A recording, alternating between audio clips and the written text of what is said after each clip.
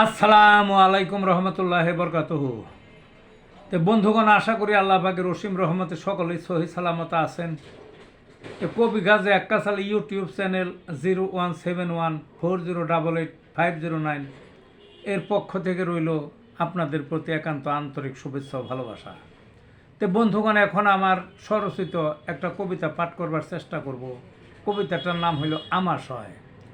আমাশয়ে দেহ কাতর শুয়ে পড়ছে ঘরে, বাহ্য এলে কুত মারে আসো বিপদ ঘাড়ে। আমাশয়ের কি যে বিপদ যার হয়েছে জানে, কামড় দিয়ে কঠিন বেগ বাহ্য হয় না মুটে। নাই কোনো নিরাপত্তা, কখন কামড় মারে, দৌড়ে যায় বাথরুমে শুধুই আম ঝরে। আমের বর্ণ সাদা সাদা কতক রক্ত লালে, অতি আমে দেহ দুর্বল ঠ্যাঙে ঠ্যাঙে লাগে।